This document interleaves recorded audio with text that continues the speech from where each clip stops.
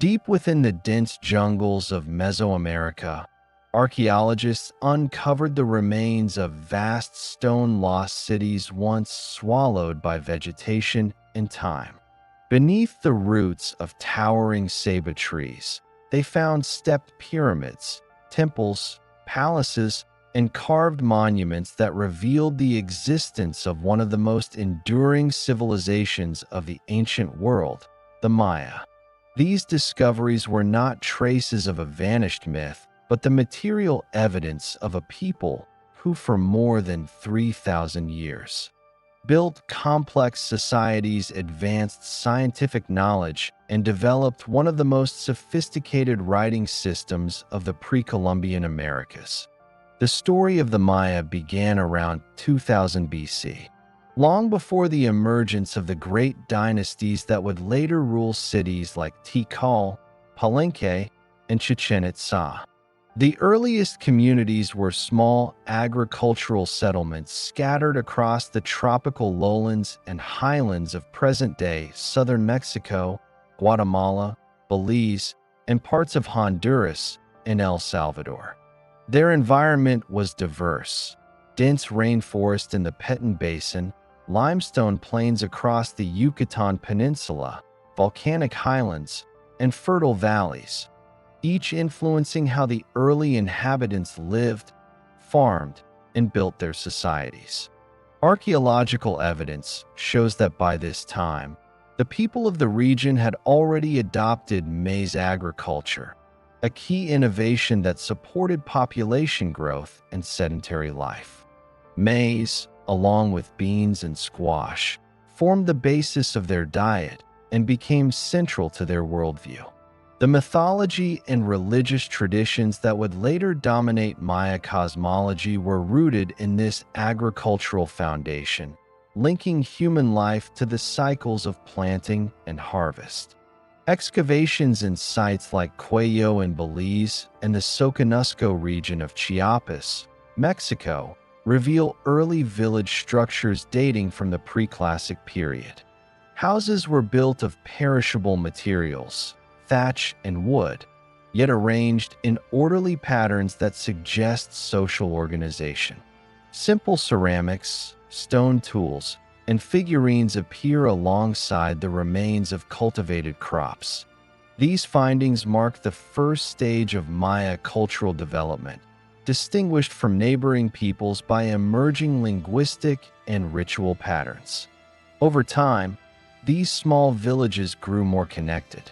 Trade networks developed between the coastal plains and the interior, allowing the exchange of materials such as jade, obsidian, basalt, and marine shells. These were not merely economic goods. They carried symbolic and ritual value. Jade, for instance, represented life and fertility, while obsidian was associated with power and warfare. Through these exchanges, ideas, technologies, and cultural influences spread across regions, creating the conditions for a unified cultural identity to emerge. When archaeologists first mapped the ruins of cities like Tikal and Copán in the 19th and 20th centuries, they found evidence of extraordinary urban planning. Central plazas, pyramids, and stelae were laid out with astronomical precision. Beneath these monumental structures lie centuries of earlier construction phases, revealing a deep historical continuity. The earliest building layers dated back to before 1000 BC, showing that the Maya were not a sudden appearance but the result of gradual social and political evolution. The discovery of hieroglyphic writing was a turning point in understanding the Maya world. Inscriptions carved on stone monuments and painted on ceramics revealed that the Maya recorded historical events with precision: births, accessions, wars, and alliances, all tied to specific dates in the long count calendar. This system, which began in 3114 BC according to Maya reckoning, allowed them to track vast cycles of time. It demonstrated not only a remarkable grasp of mathematics and astronomy, but also a deep concern with history and continuity. Their astronomical knowledge was not abstract science.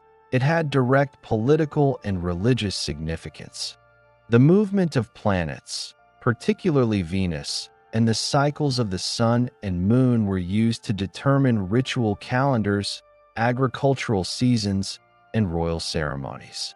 The alignment of temples and pyramids with celestial events suggests a worldview in which the heavens and the earth were interconnected, and rulers acted as mediators between them. From the earliest settlements to the grand capitals of the classic period, the Maya world was never a single empire. It consisted of independent city-states, each ruled by a divine lord known as Ak Uholajah, the Holy Lord. These rulers derived authority from their connection to the gods and ancestors, and their legitimacy was expressed through monumental art and architecture. Warfare, diplomacy, and marriage alliances linked these cities in a complex web of relationships that changed over time but remained anchored in shared beliefs and traditions. What sets the Maya apart in the archaeological record is the endurance of their civilization. While other Mesoamerican powers rose and fell, the Olmec, the Teotihuacan, and later the Toltec, the Maya maintained cultural continuity for nearly 3 millennia. Even after the decline of the great southern cities around AD 900, new centers emerged in the north, adapting to political and environmental challenges. This adaptability ensured the survival of their cultural identity well into the colonial era.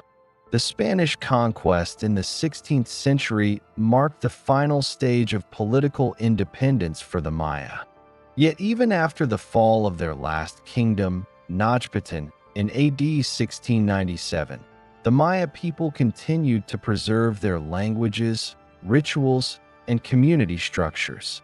Their civilization did not vanish, it transformed.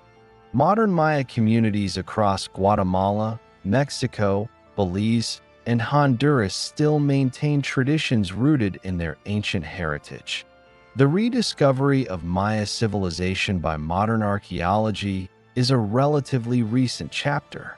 In the 19th century, explorers like John Lloyd Stephens and Frederick Catherwood brought their ruins to global attention through detailed documentation and illustration. Their accounts challenged earlier assumptions that the Americas lacked ancient high civilizations comparable to those of Egypt or Mesopotamia. Subsequent archaeological research, particularly from the mid-20th century onward, has continued to refine understanding of Maya history, supported by radiocarbon dating, epigraphy, and paleoenvironmental studies. Today, scholars recognize that the Maya were not simply a vanished people, but part of a living continuum. The same landscapes that once supported great cities still sustain millions of descendants who speak over 30 Maya languages. Their persistence links the past and present, showing that the history of the Maya is not confined to ruins or relics, but continues as a cultural legacy that endures. The uncovering of Maya civilization revealed more than monumental architecture or artistic brilliance. It exposed a record of human resilience, of adaptation to challenging environments, of intellectual achievement, and of cultural survival across millennia. From the earliest farmers of 2000 BC to the final fall of Mayapán in AD 1697, the Maya story remains one of the most complete and continuous in the ancient world. Before the rise of Maya civilization, Mesoamerica had already become a center of early cultural development. By 700 BC, hunter-gatherer groups in the region had begun experimenting with plant cultivation. Over the next several millennia, they domesticated maize, beans, and squash. the crops that would later sustain complex societies. This shift from foraging to farming was one of the most important transitions in human history. It allowed people to settle permanently, store food, and support growing populations. By around 2500 BC, communities were spreading across the fertile valleys and coastal plains of what are now southern Mexico and northern Central America. Archaeological remains from the Tehuacan Valley and the Balsas River region confirm the domestication of maize by this period. Similar evidence of early agriculture appears in western Honduras and the Belizean lowlands. These developments formed the agricultural base upon which later civilizations, including the Maya, would depend. The landscape of early Mesoamerica shaped how societies evolved. The region included varied environments: the volcanic highlands of Guatemala, the limestone lowlands of the Yucatan Peninsula, and the humid coastal plains along the Gulf of Mexico. Rivers provided irrigation, fertile soils supported crops, and forests supplied wood, stone, and game. People adapted to these settings through local innovations in farming and resource management. During this same era, small communities began to produce ceramics. Pottery fragments dating to about 2500 BC from Chiapas, Guatemala, and coastal areas show that people had already developed techniques for firing clay. Pottery improved food storage and cooking efficiency and became a medium for artistic expression. The introduction of ceramic technology marks the beginning of the early pre-classic period, the first stage of settled life in Mesoamerica. Among the most influential cultures before the Maya were the Olmec, centered along the Gulf Coast of Mexico in the modern states of Veracruz and Tabasco. By about 1500 BC, the Olmec had built ceremonial centers at San Lorenzo and later La Venta. Their cities featured earthen mounds, plazas, and massive stone sculptures carved from basalt. The colossal heads of the Olmec rulers, some weighing several tons, demonstrate both technical skill and social organization. The Olmec exerted influential cultural innovations across Mesoamerica that later appeared in early Maya art and ritual. They developed a form of hieroglyphic writing, a calendar system, and religious iconography that connected rulers with divine power. These elements would appear centuries later in early Maya sites. Trade routes linked the Olmec centers with distant regions, exchanging jade, obsidian, magnetite, and marine shells. Through such interactions, cultural and technological knowledge moved across the isthmus. At the same time, other societies were forming in regions that would become part of the Maya world. Early settlements appeared in the Pacific lowlands of Chiapas and Guatemala, where people practiced intensive agriculture supported by rich volcanic soils. In the central highlands, villages clustered near lakes and rivers, benefiting from moderate climates and abundant resources. These communities shared a growing emphasis on communal ritual and public architecture, suggesting that religious and political leadership were beginning to emerge. Archaeological finds from sites such as Paso de la Amada in Chiapas, dating to around 1600 BC, provide evidence of planned village layouts, earthen mounds, and what may be the earliest known ball court in Mesoamerica. The ball game, associated with cosmic and political symbolism, would later become a central feature of Maya ceremonial life. The presence of such structures at this early date indicates that the foundations of Mesoamerican ritual and civic architecture predated the rise of the classic Maya cities by more than 1,000 years. Environmental conditions in these regions contributed to the formation of stable societies. Seasonal rainfall patterns determined planting cycles, and knowledge of these cycles encouraged careful observation of the sky. Early farmers relied on predictable weather and soil fertility. When these were disrupted by floods or droughts, communities learned to adapt by developing irrigation systems and diversifying crops. Over time, these adaptations created a deep connection between agriculture, astronomy, and religious practice, a triad that would define Maya culture. The pre-Maya world was not isolated. By 1200 BC, networks of exchange extended from the Gulf of Mexico to the Pacific coast and into the interior highlands. Canoes navigated river systems and coastal routes, while footpaths connected inland valleys. Through trade came not only goods, but also symbols and ideas, representations of maize deities, jaguar imagery, and the use of jade ornaments as markers of elite status. These shared motifs demonstrate that by the late pre-classic period, Mesoamerica already possessed a common cultural vocabulary. Archaeological layers from this time show increasing social differentiation.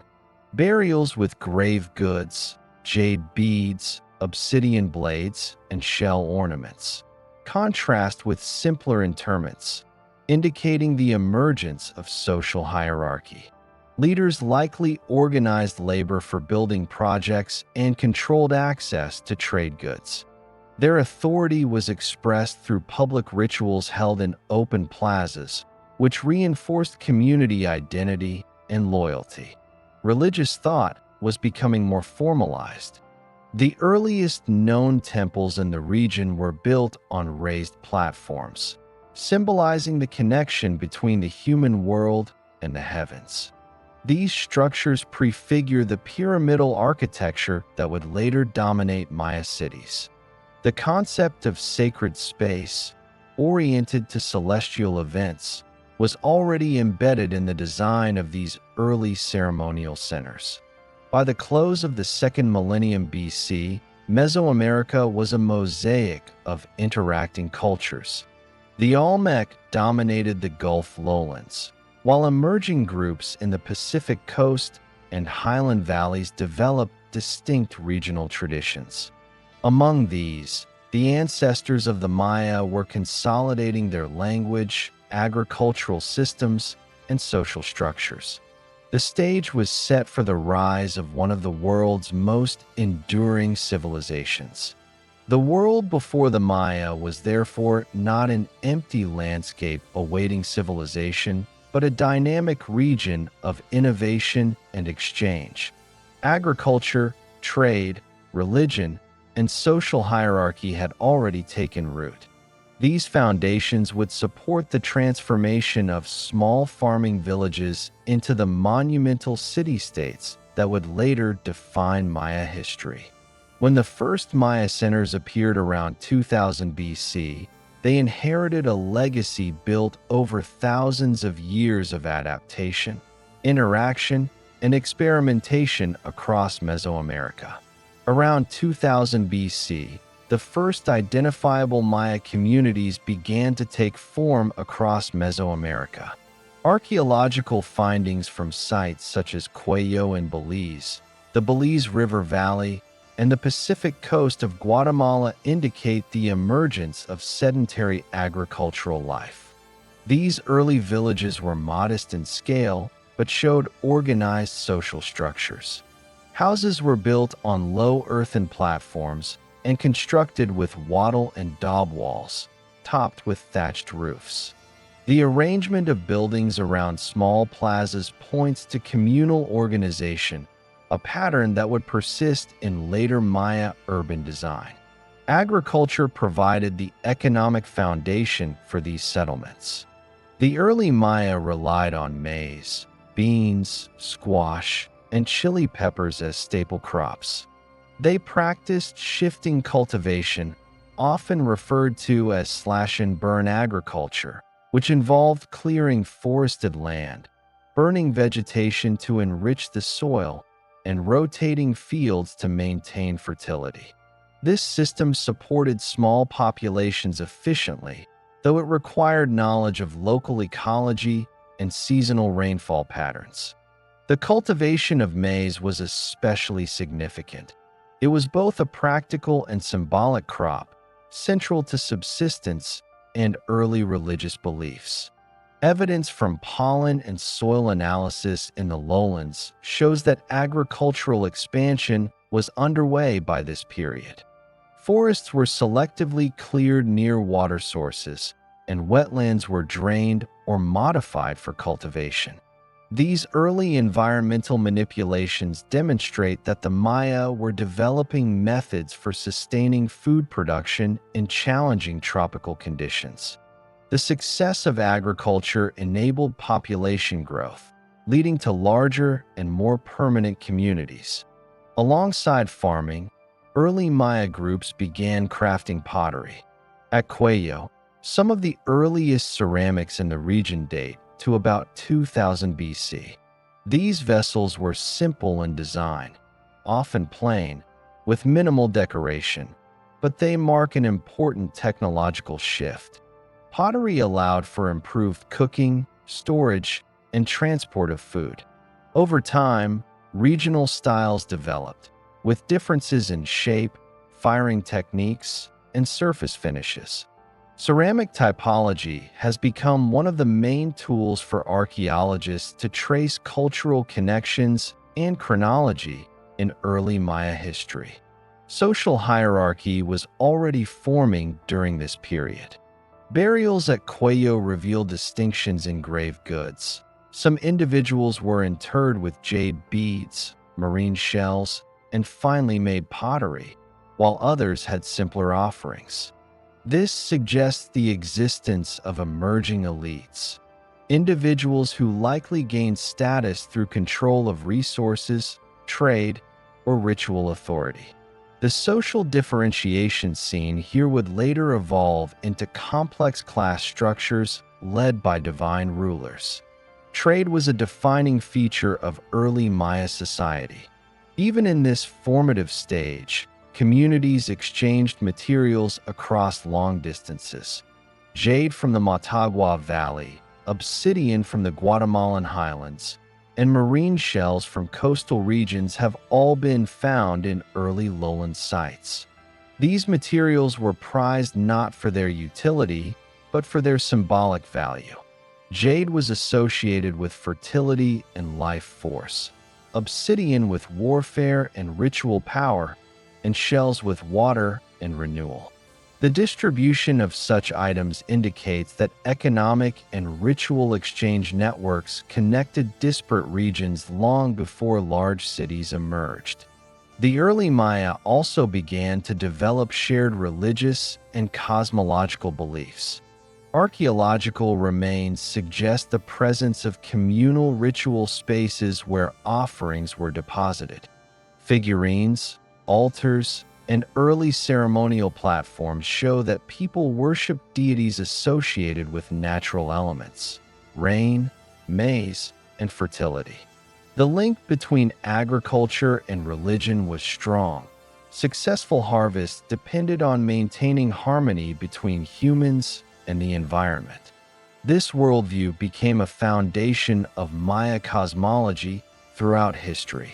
Settlement expansion accelerated after 1500 BC. Sites such as Altar de Sacrificios, Cebal, and Lamini began to grow into regional centers. Architecture became more complex, with the construction of raised platforms supporting communal buildings. These were likely used for ritual gatherings, suggesting that leadership roles were increasingly tied to religious authority. The coordination of labor for construction projects implies organized governance, even if still based on kinship or local lineage groups. During this same period, interaction with neighboring cultures intensified. The Olmec civilization, flourishing along the Gulf Coast, influenced the early Maya through trade and shared iconography. Artistic motifs such as the jaguar deity, the cleft-headed maize god, and the use of jade figurines began appearing in Maya contexts. While the Maya retained distinct regional traits, their exposure to Olmec religious and artistic systems helped stimulate the development of their own ceremonial traditions. Between 1200 and 1000 BC, the first signs of monumental construction appeared. At Nakbi and El Mirador in the Petén Basin, archaeologists have identified large platforms, plazas, and early causeways known as Sakbiab. These early civic ceremonial structures required organized labor, indicating centralized planning. The scale of these projects marks a shift from village life to proto-urban society, foreshadowing the great architectural traditions of the Classic period. Material culture continued to diversify. Stone tools became more specialized, ceramics showed increasing decoration, and figurines depicted humans and animals with stylized features. These objects provide evidence of early symbolic communication and artistic expression. They also reflect the growing importance of ritual in everyday life. Many artifacts were intentionally buried or broken in ceremonial contexts, suggesting that they were offerings rather than utilitarian objects. Language and identity were taking shape as well. Linguistic studies indicate that by 1000 BC, ancestral Maya languages had begun diverging into regional branches. These languages were likely spoken across a wide geographic area, linking highland and lowland populations through a common cultural framework. This linguistic unity supported the exchange of ideas and practices, laying the groundwork for the cultural continuity that defines Maya history. Environmental adaptation was another critical aspect of early Maya development. Communities settled in varied landscapes, coastal lagoons, river valleys, upland plateaus, and adjusted their agricultural strategies accordingly. In wetter areas, raised fields and drainage systems improved productivity. In upland zones, terracing reduced soil erosion. These innovations reflected an understanding of ecological balance that would remain central to Maya survival. The early Maya worldview integrated all aspects of existence, agriculture, astronomy, and religion, into a single system. The observation of celestial patterns likely began during this period, as farming required accurate timing of planting and harvesting. Simple alignments of structures to solstices or cardinal directions suggest that astronomical awareness predated formal calendar systems. This habit of tracking celestial events would later lead to the precise calendar and mathematical systems of the Classic period. By 1000 BC, the Maya were no longer a loose network of farming villages, but a developing civilization with shared symbols, rituals, and social hierarchies. Their settlements displayed increasing complexity. Their trade networks extended across hundreds of kilometers, and their religious beliefs had taken organized form. The foundation of Maya culture was established, a combination of agricultural innovation, political organization, and religious cosmology that would sustain their civilization for the next 3 millennia. The transformation from simple agricultural communities to structured societies marked the true birth of Maya culture. Every later development, from monumental architecture to advanced writing, would build upon the achievements of this early period, rooted in the social and environmental experiments of the people who first settled the forests and plains of Mesoamerica. Between AD 250 and 900, the Maya civilization reached its peak. This era, known as the Classic period, marked the height of political organization, artistic achievement, architectural innovation, and intellectual advancement. Across the lowlands, great cities emerged, each ruled by powerful dynasties that built temples, pyramids, palaces, and ball courts that still stand today. The classic period began as the Maya population expanded dramatically. Urban centers developed into full city-states, each with its own king, court, and government system.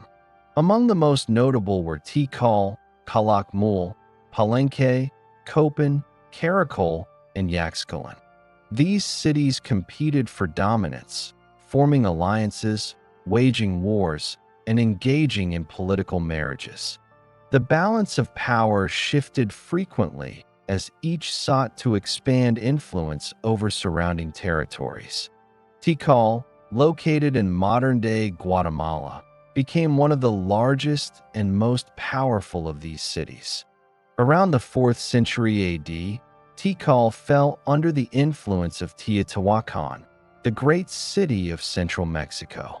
Evidence from inscriptions and murals indicates that around AD 378, a figure known as Siyaj Kak, Fire is Born, arrived in Tikal, introducing new cultural and political elements from Teotihuacan. This event reshaped Tikal's ruling structure and influenced Maya politics for generations. Meanwhile, Calakmul, situated in the Petén Basin, rose as Tikal's primary rival. For centuries, these two powers fought for control of trade routes and alliances. Their conflict, sometimes called the Tikal-Calakmul War, defined the geopolitics of the classic Maya world. Each city built networks of vassal states, extending their reach across the lowlands. Smaller cities often shifted allegiance between the two, depending on military outcomes and marriage alliances. The Maya kings of this era ruled as divine intermediaries between the gods and the people. Inscriptions carved into stone monuments, called stelae, recorded royal lineages, victories, and rituals. Each ruler's achievements were linked to the cosmic order, reinforcing their authority. The most successful kings commissioned elaborate monuments to commemorate major events, such as accessions, births, and victories. These stelae also serve as historical records, providing modern scholars with detailed chronological data. Architecture flourished during this time. The Maya built large pyramid temples dedicated to gods and ancestors.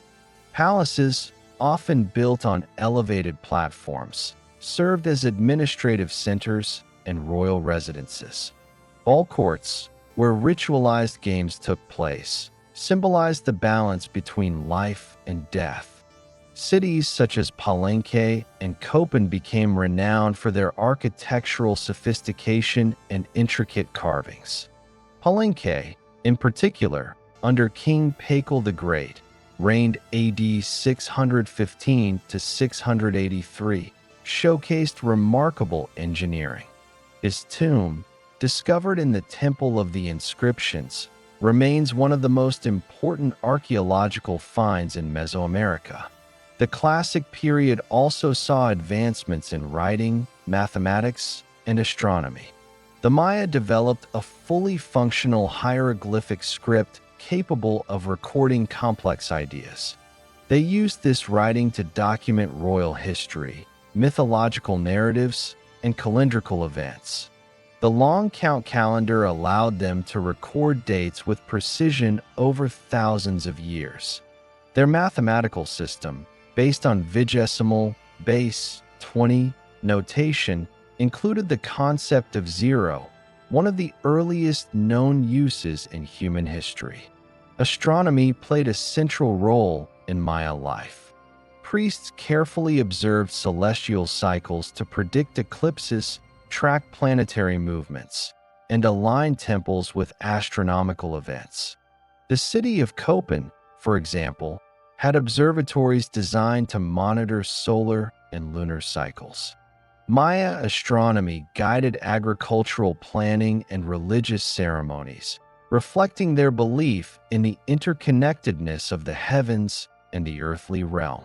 Trade networks expanded throughout Mesoamerica. The Maya exchanged jade, obsidian, cacao, feathers, salt, and textiles. Obsidian from central Mexico and jade from the Motagua Valley circulated through these routes. Cacao, used in drinks and ceremonies, became an item of both luxury and currency. Markets within large cities connected distant regions, facilitating the exchange of goods and ideas. Religion and cosmology shaped every aspect of life. The Maya pantheon included deities associated with rain, maize, death, and the sun. Rituals involved offerings, incense burning, and sometimes human sacrifice to maintain cosmic balance. Temples served as stages for reenacting mythological events, connecting rulers to gods and ancestors. The Popol Vuh, later recorded in the colonial era, preserves some of these myths, though much of the original oral tradition predates written transcription. Art reached its zenith during this period. The Maya created intricate sculptures, murals, pottery, and jewelry. Murals from Bonampak depict court life, battles, and ceremonial processions with remarkable detail. Pottery was often painted with mythological scenes or royal portraits, serving both ceremonial and practical purposes.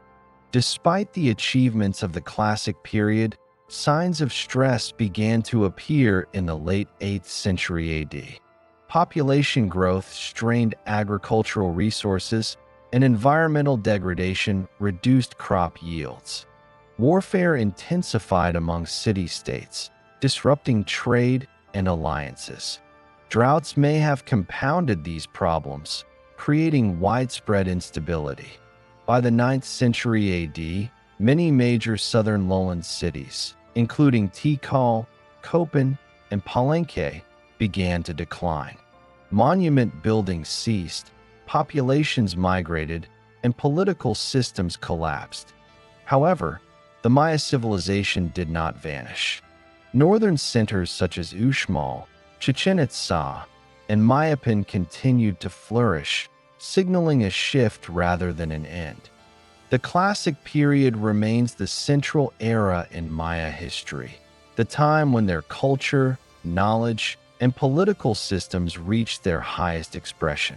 Its legacy endures in the architecture, inscriptions, and astronomical systems that continue to be studied today.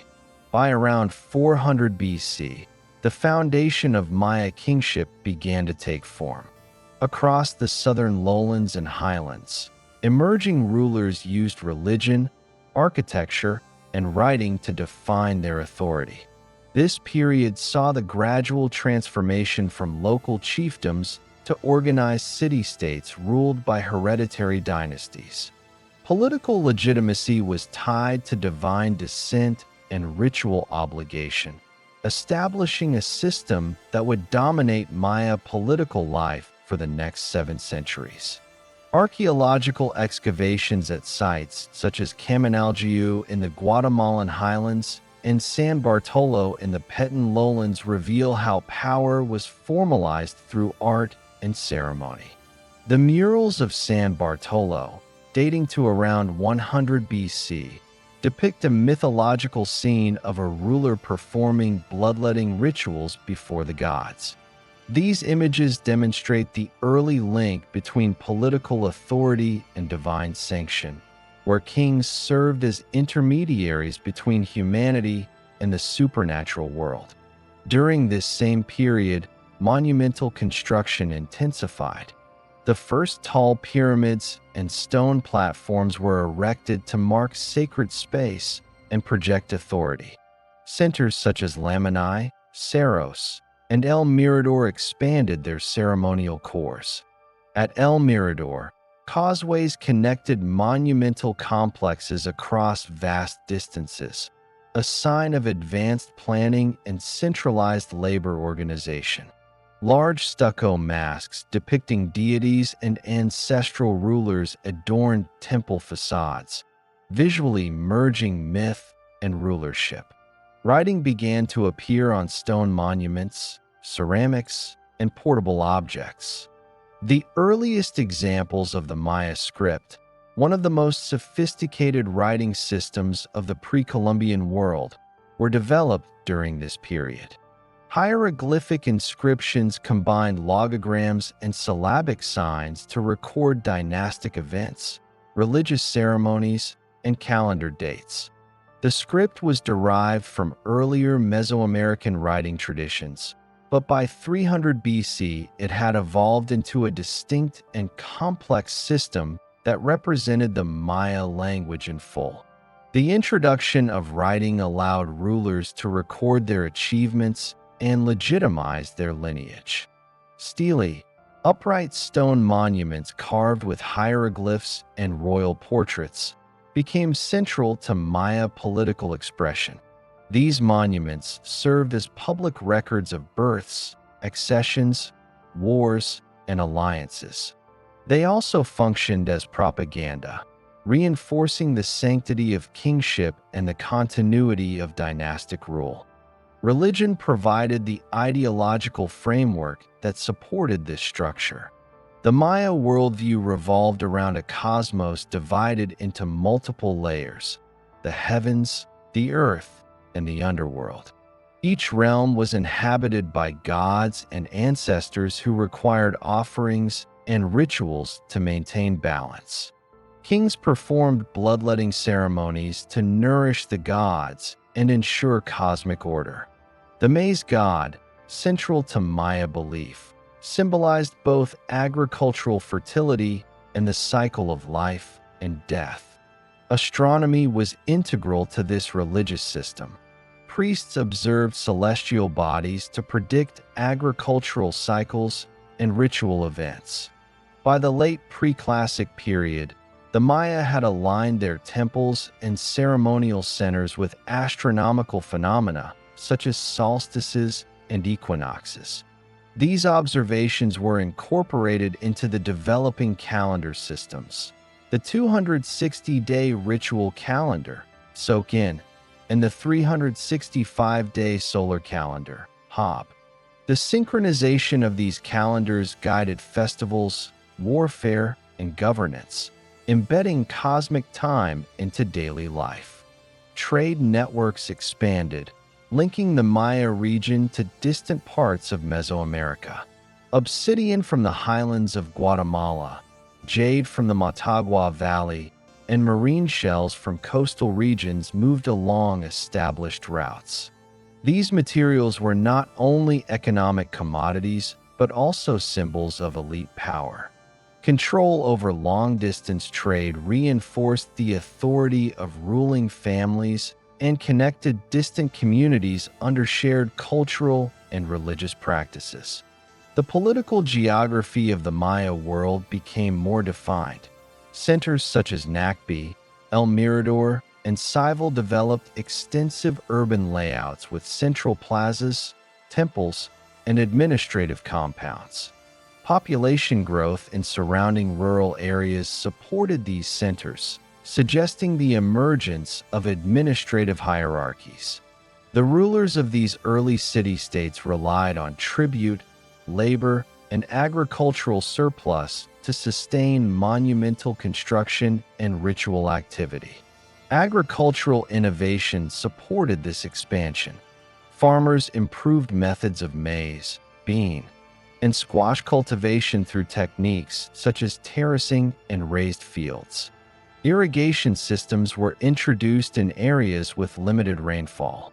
These developments increased productivity, enabling urban populations to grow and freeing labor for non-agricultural roles such as artisans, scribes, and warriors. Art and iconography reflected the evolving complexity of society. Ceramic vessels and carved jade ornaments depicted scenes of courtly life, mythology, and ritual. The motifs emphasize themes of kingship, fertility, and the cyclical nature of time. This visual language unified diverse communities under a shared set of beliefs and symbols. By AD 100, the political landscape of the Maya region consisted of a network of interrelated polities, each ruled by a divine king. The titles and rituals of these rulers were standardized, and their power was recorded through inscriptions and ceremonies. Warfare, diplomacy, and intermarriage shaped alliances and rivalries between centers, foreshadowing the political dynamics of the classic period. At Kaminaljuyu, evidence of large-scale irrigation systems and imported goods indicates its importance as a trade and ceremonial hub. In contrast, sites like San Bartolo and Uaxacton show the development of monumental art and the refinement of early hieroglyphic writing. Together, these cities illustrate the growing sophistication and interconnection of the Maya world by the late pre-classic era. By AD 250, the essential components of classic Maya civilization were firmly established: divine kingship, hieroglyphic literacy, monumental architecture, and an intricate religious calendar. The political, religious, and artistic systems forged during this period provided the foundation upon which the classic period's great cities, Tikal, Palenque, and Copán, would later rise. The transition into the classic era marked not the birth of Maya civilization, but its full articulation as one of the most advanced and enduring societies of the ancient world. The beginning of the classic period around AD 250 marked a major transformation in Maya civilization. Urban centers expanded, writing and calendrical systems became standardized, and monumental construction reached unprecedented levels of sophistication. Across the southern lowlands, the Maya world grew into a network of powerful city-states, each ruled by a Kiolajah, or Holy Lord. These rulers commanded armies, presided over rituals, and maintained records of their reigns on carved stele and painted codices. Tikal, located in the Petén Basin of modern Guatemala, emerged as one of the earliest and most dominant cities of this era. Its dynastic sequence, recorded on monuments, traces back to at least the 1st century AD. By AD 250, Tikal had developed large temple pyramids, royal palaces, and reservoirs that supported a dense urban population. Its rulers initiated monumental construction projects such as Temple 26 and expanded trade connections across the lowlands. The city's influence reached as far as the Motagua Valley and the Caribbean coast, showing the early formation of regional political networks. To the west, cities like Palenque in modern Chiapas and Piedras Negras along the Usumacinta River began to develop distinct political and artistic traditions. Their rulers constructed temples with hieroglyphic stairways and sculpted panels illustrating dynastic history. In the eastern lowlands, Copán rose as a significant power, establishing contact with central Honduras and the Guatemalan highlands. These centers shared architectural and iconographic styles that reflected a shared elite culture but retained political independence. The Maya long count calendar reached full maturity during this period. It was a linear dating system that counted the number of days since a fixed starting point corresponding to 3114 BC in the Gregorian calendar. This allowed precise recording of historical events, an achievement unmatched in the Americas. Stele from this era routinely recorded accessions, victories, and ritual performances to the exact day. This fixation on chronology reinforced the divine legitimacy of rulers, linking their reigns to cosmic cycles. Mathematics advanced alongside calendrical studies. The Maya developed a vigesimal, base, 20, number system that included a true zero, one of the earliest uses of zero in human history. This innovation enabled complex astronomical calculations and the alignment of temples with celestial bodies. Observatories at sites such as Copán and Uaxactán were used to track the movements of Venus, the Sun, and the Moon. These observations were crucial for determining ritual dates and agricultural cycles, particularly the timing of planting and harvest seasons. Agriculture supported the economic base of these growing urban centers. Maize remained the staple crop, supplemented by beans, squash, cacao, and root vegetables. Farmers practiced slash-and-burn cultivation, but also developed more sustainable systems such as raised fields, terraces, and drained wetlands to manage seasonal flooding. Population density in the southern lowlands increased significantly, leading to more intensive land use and the development of administrative systems to manage labor and resources. Trade networks extended across Mesoamerica, connecting the Maya with distant regions. Obsidian from central Mexico, jade from the Motagua Valley, marine shells from the Caribbean, and cacao from the lowlands circulated through long-distance exchange. Markets within major cities served as economic hubs where artisans, merchants, and farmers traded goods. Control of trade routes became a source of wealth and power for ruling elites, as seen in Tikal's strategic alliances with highland centers and riverine trade systems. Art and architecture reflected both technical skill and ideological purpose. Temples were constructed with corbelled arches, plastered facades, and intricate reliefs depicting gods, rulers, and mythological scenes. Sculpture evolved toward naturalistic representation, emphasizing the individuality of rulers. Painted ceramics illustrated courtly life, mythological narratives, and ritual events, functioning as portable records of political and religious ideology. Religion structured every aspect of governance and daily life.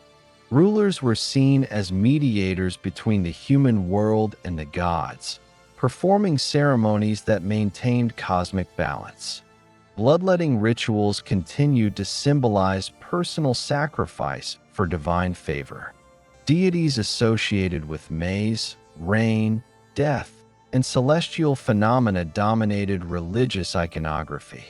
The alignment of temple complexes with astronomical events demonstrated how religion and science operated as a unified system. Political organization grew more formalized. Each major city controlled surrounding rural settlements through tribute and military power. Subordinate towns owed allegiance to the central authority but retained local governance under nobles or lesser lords. Warfare, although ritualized, became a tool for asserting dominance. Victories were celebrated through public inscriptions and iconography depicting the capture or sacrifice of enemy rulers. Regional diversity remained strong. While lowland centers like Tikal and Copán emphasized monumental architecture and stele, highland sites such as Caminaljiu and Toccolicabaj integrated Maya features with local traditions and influences from central Mexico. This cultural exchange broadened the reach of Maya civilization and introduced foreign elements, such as iconographic motifs from the Teotihuacan culture. Teotihuacan's influence during the 4th century AD is evident across the Maya region. Inscriptions record an event around AD 378 known as the arrival of strangers at Tikal, possibly referring to emissaries or military intervention from Teotihuacan. This contact brought new political symbols, such as the goggle-eyed rain god Tlaloc and the war serpent motif, into Maya art and architecture. The adoption of foreign imagery suggests not direct conquest, but ideological adaptation, as Maya rulers integrated external prestige symbols to strengthen their legitimacy. By AD 500, the classic Maya world was firmly established. Urban centers were organized around central plazas with towering pyramids, palaces, and administrative complexes. Hieroglyphic inscriptions standardized political communication, and elite networks connected cities across hundreds of kilometers. The period's stability enabled the flowering of science, art, and religion that would define the following centuries. The Maya had achieved a balance of urban complexity, intellectual sophistication, and cultural cohesion that marked them as one of the great civilizations of the ancient world. Between AD 500 and 700, Maya civilization reached its height in population, architecture, science, and political organization. This era represents the most studied and well-preserved phase of the classic period, defined by monumental city planning, refined art, and a dense web of regional interactions that connected powerful centers across Mesoamerica. The population of the lowlands expanded dramatically, and cities became true urban environments housing tens of thousands of people. Tikal stood at the center of this golden age.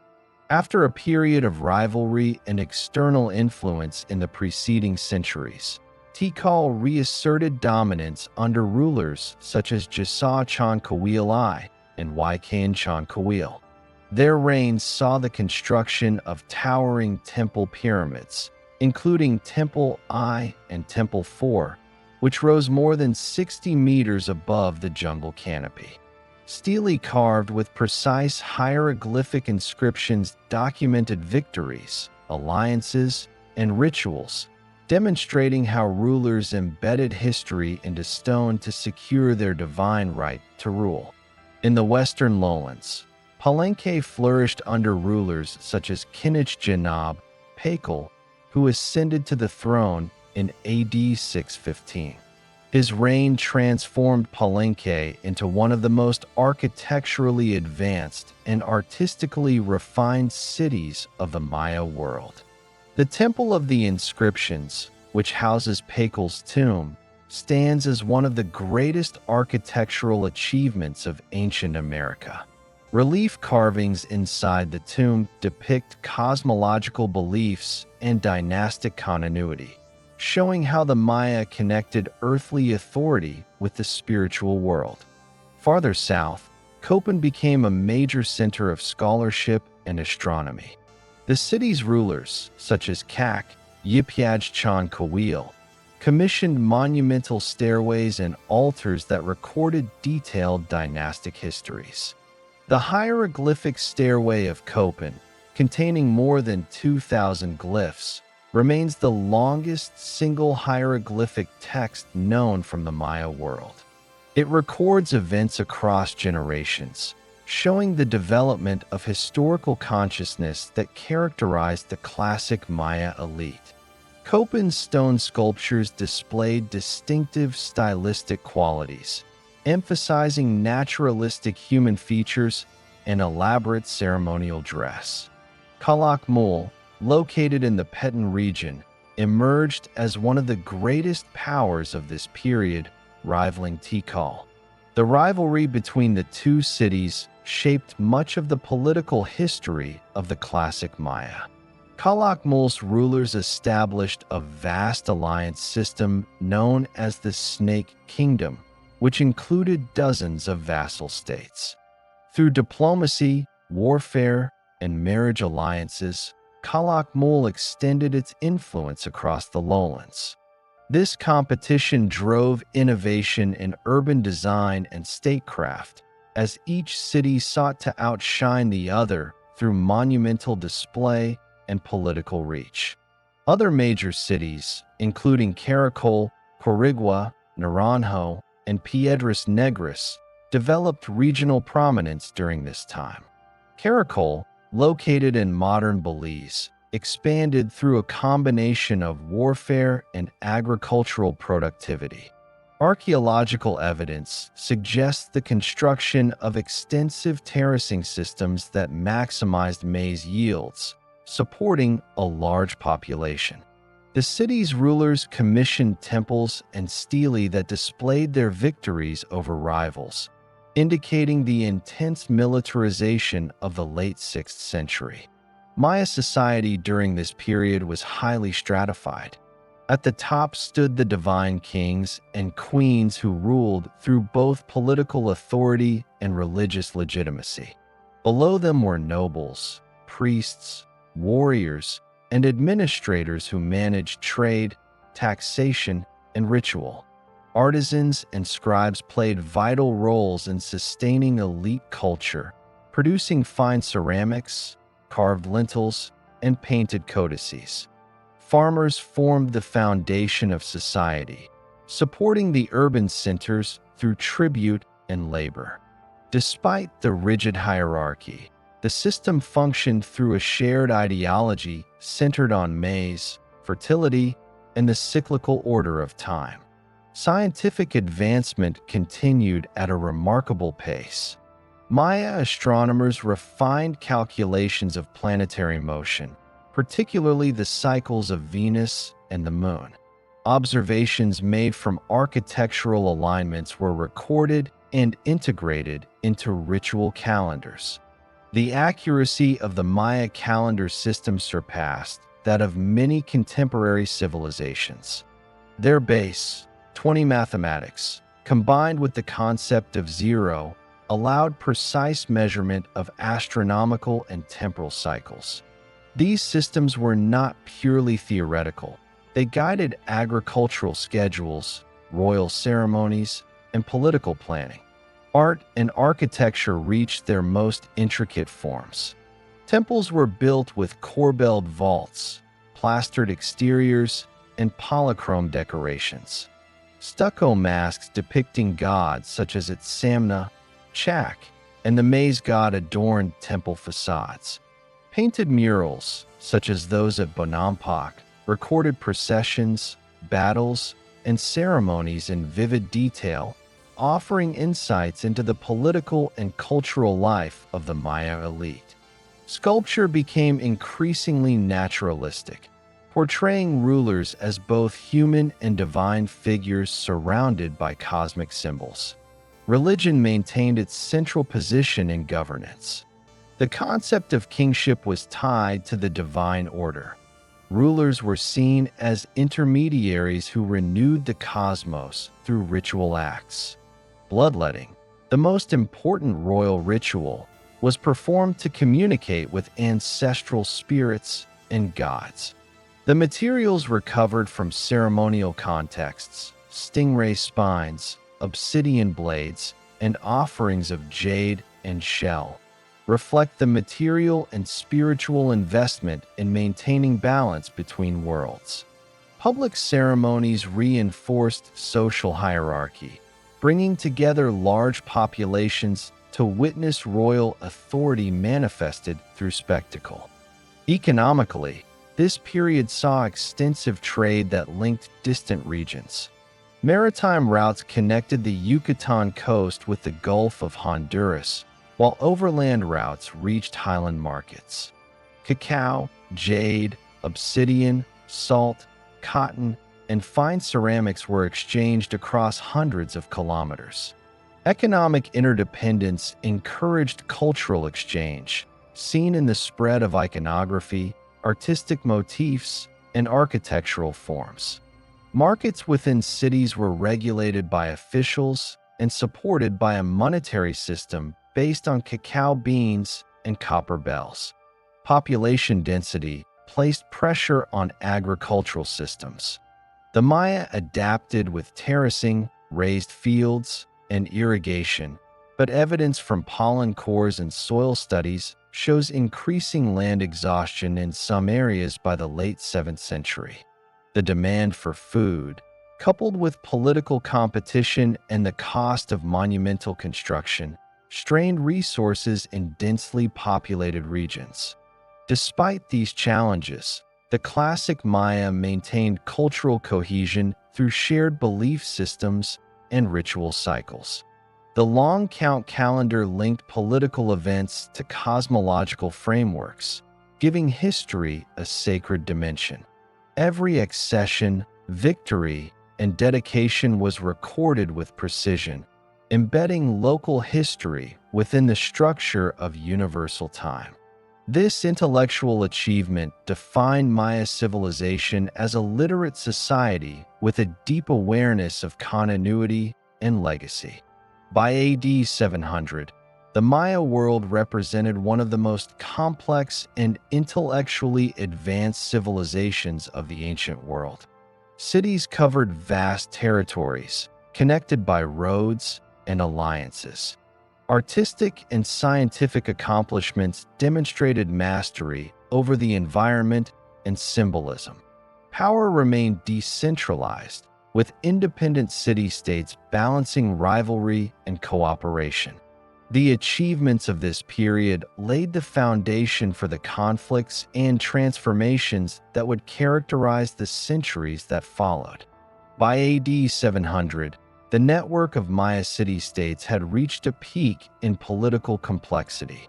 The same forces that once unified the region through trade, religion, and shared knowledge now created competition for dominance. The classic Maya world became marked by shifting alliances, recurring wars, and political instability. The age that had produced extraordinary architecture and scientific achievement also brought sustained conflict that eroded the balance of power built over centuries. The rivalry between Tikal and Calakmul remained central to this period. Both were superpowers commanding networks of allied and vassal states. Inscriptions refer to these competing spheres as Snake Kingdom for Calakmul and Mutal Kingdom for Tikal. The two engaged in cycles of warfare that influenced the politics of the entire lowlands. Each victory or defeat realigned loyalties across neighboring cities such as Caracol, Dos Pilas, Naranjo, and El Peruaca. Calakmul's rulers expanded influence through diplomacy and coercion. They placed loyal dynasts on the thrones of allied cities and commemorated victories on stelae that displayed military power and divine sanction. However, by the mid-8th century, Calakmul's dominance began to weaken after a series of defeats by Tikal and its allies. Inscriptions from AD 695 record a major Tikal victory over Calakmul under Jasa Chankawilai. The defeat disrupted Calakmul's alliance network and initiated political instability across the region. While the Tikal-Calakmul rivalry shaped large-scale politics, local conflicts intensified elsewhere. Cities that had once thrived under stable dynastic rule experienced coups, rebellions, and invasions. In the Patexbatan region, Dos Pilas provides a well-documented example of internal fragmentation. Founded as a satellite of Tikal, it later rebelled and became embroiled in near-constant warfare. Archaeological evidence shows heavily fortified walls and moats, suggesting growing insecurity. By the late 8th century, Dos Pilas was abandoned after violent conflict, leaving behind inscriptions that depict the collapse of local authority. Copán, in modern Honduras, experienced both prosperity and political strain during this period. Around AD 738, its ruler, Waxaclajuan Uba Kawil, 18 Rabbit, known for his artistic and architectural projects, was captured and executed by the ruler of Quirigua, a smaller vassal state on the Motagua River.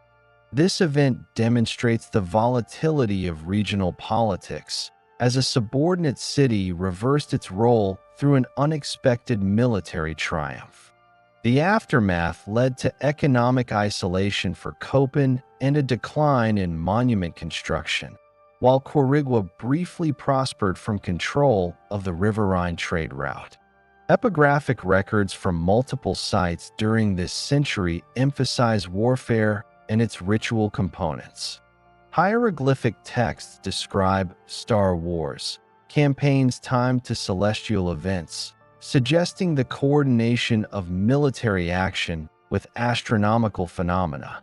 Captured rulers were often depicted bound and kneeling before victors, later sacrificed in ceremonies that reaffirmed divine kingship. Warfare had ideological as well as political importance. It maintained the cosmic order through ritual combat and reaffirmed the ruler's sacred role as mediator between gods and people. Art and architecture continued to develop even amid conflict. Cities built defensive fortifications, and some urban layouts changed to prioritize protection rather than open ceremonial plazas. Murals and stelae from this era depict scenes of warfare, captivity, and victory alongside traditional religious imagery. The focus of artistic representation shifted toward martial symbolism, reflecting the militarization of elite culture. Despite this, craftsmanship remained sophisticated, and inscriptions retained precise calendrical notation, indicating the continued operation of educated scribal elites. Economically, warfare disrupted trade routes and strained agricultural production. Populations in contested zones are relocated for safety, causing demographic fluctuations. Some cities, such as Caracol, developed extensive terracing systems to maintain food supply despite instability. The reliance on intensive agriculture and limited arable land in the southern lowlands created vulnerability to climatic stress. Environmental studies show that periods of drought occurred during the late 8th century, further compounding the effects of war and political division. Political fragmentation increased the number of independent polities. Without stable hegemonic centers, smaller city-states competed for control over regional markets and resources. Diplomacy through marriage alliances, tribute exchanges, and shared rituals attempted to maintain order, but these measures proved temporary.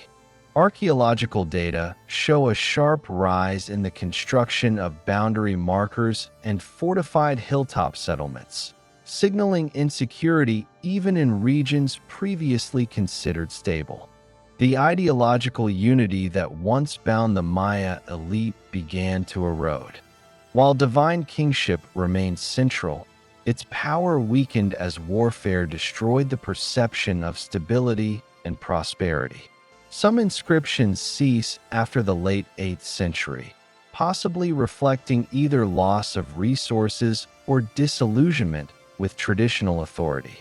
The decline in monument erection at major sites suggests that elites could no longer command the labor required for large-scale construction.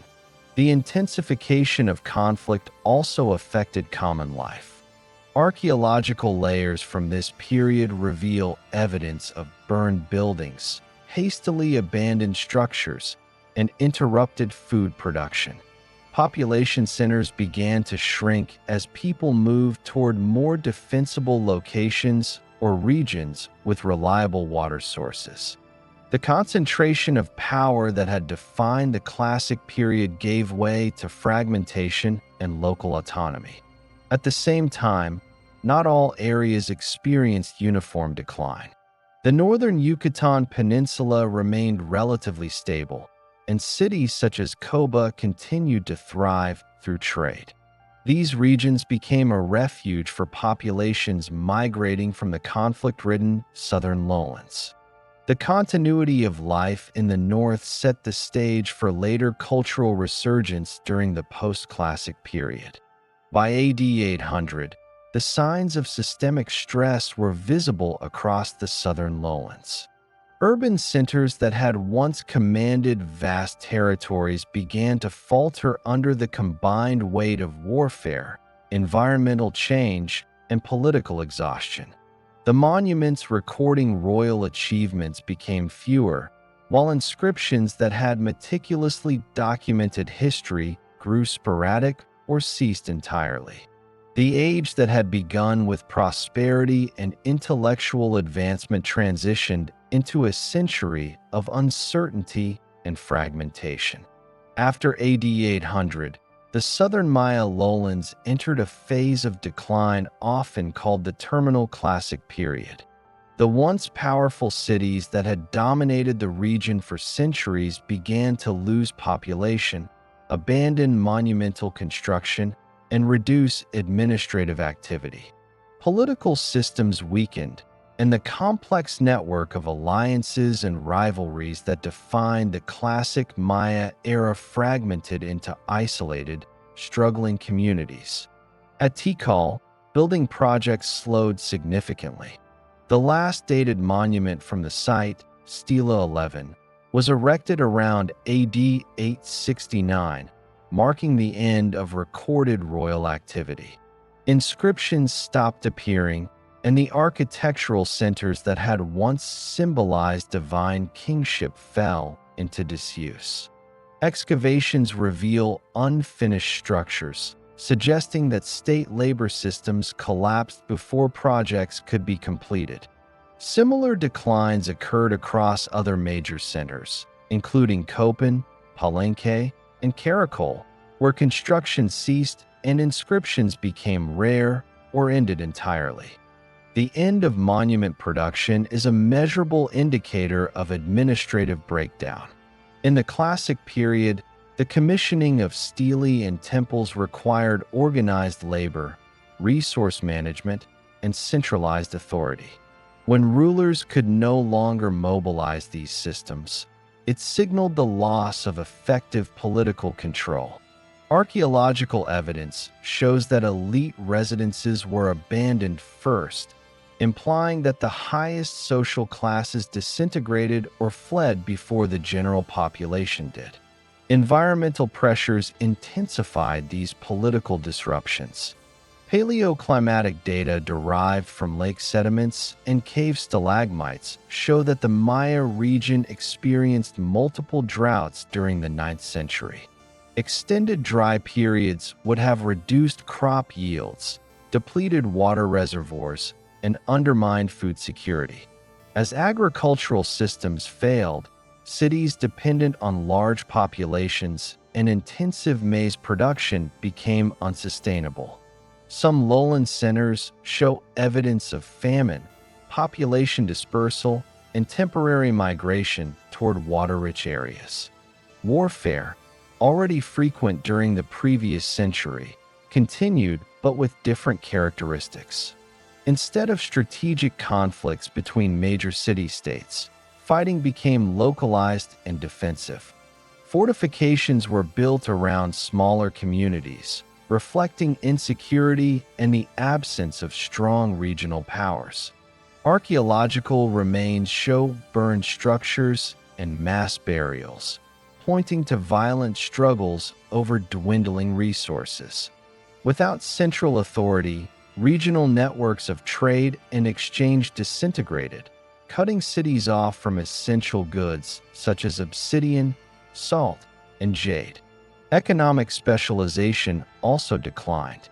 The large-scale craft industries that supported elite consumption, including stone carving, ceramic production, and long-distance trade, diminished sharply. Common goods became more utilitarian, and imported materials became rare in the archaeological record.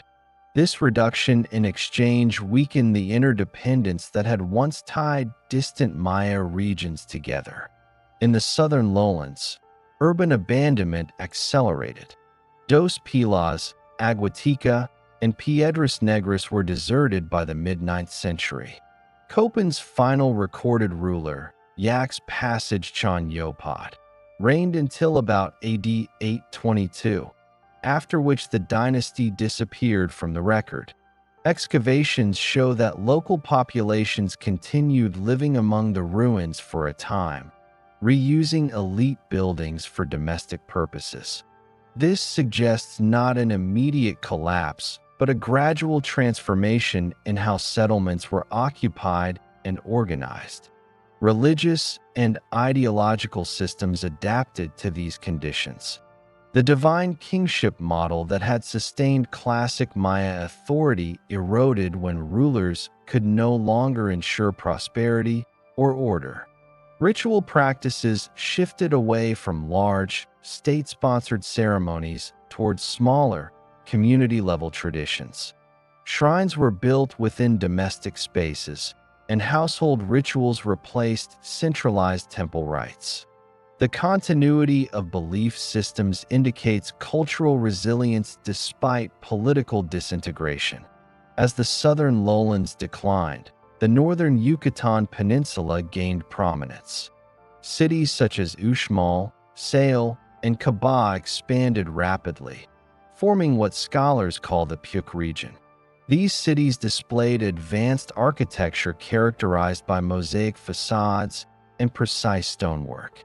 Unlike the earlier southern cities, Puk centers lacked large dynastic inscriptions, implying a different form of governance, possibly collective or bureaucratic rather than divine kingship. Agricultural sustainability was higher in the Puk region due to better rainfall and underground water storage, allowing these cities to thrive while others fell.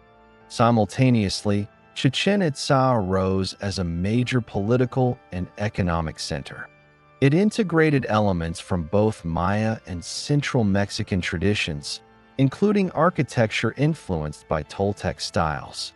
The city's position near the northern trade routes enabled control over goods moving along the Caribbean and Gulf coasts.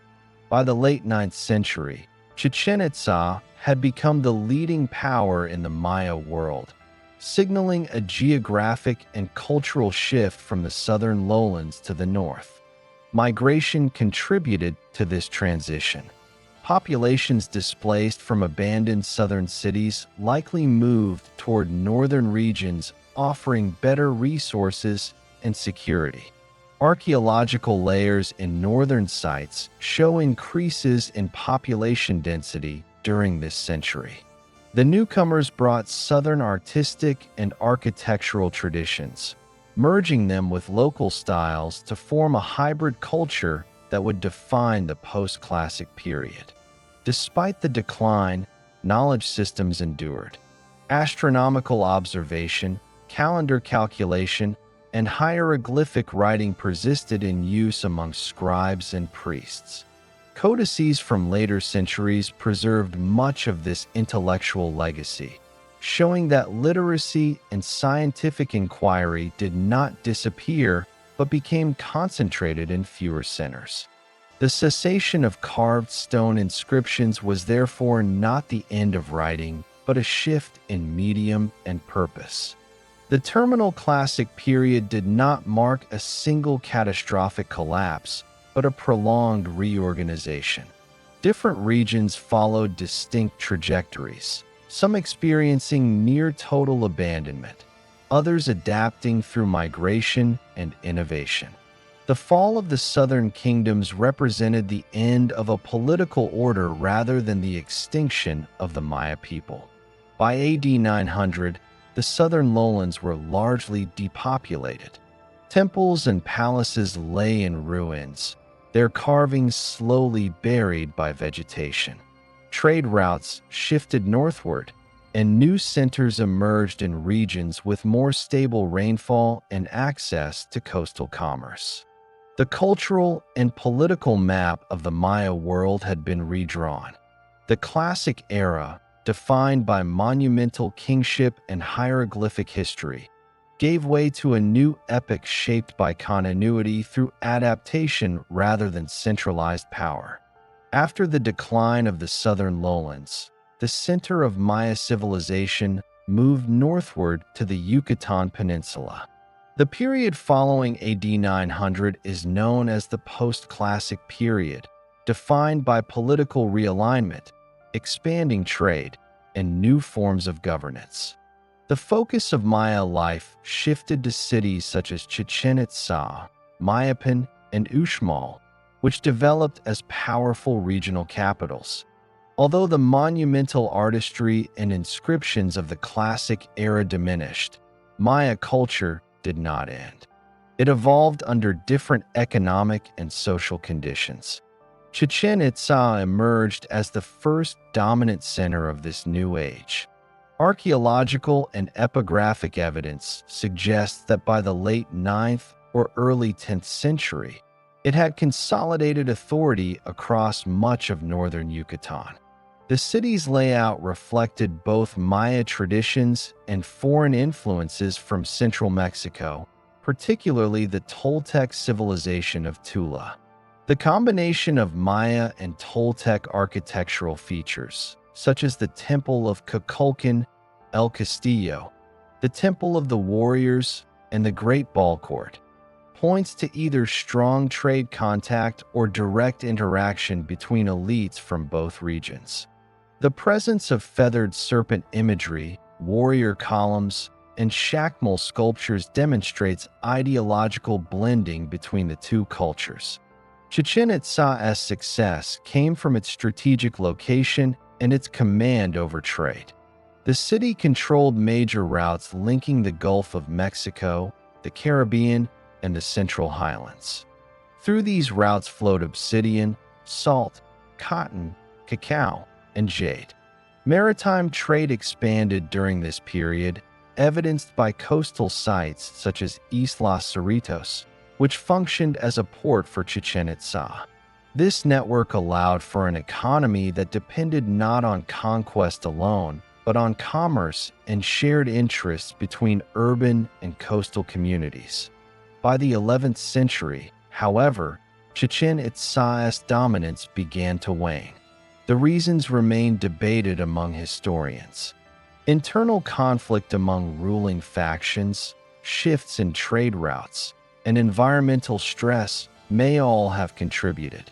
Around AD 1100, the city lost its position as the leading power in the region, and influence shifted to Mayapán, located further west.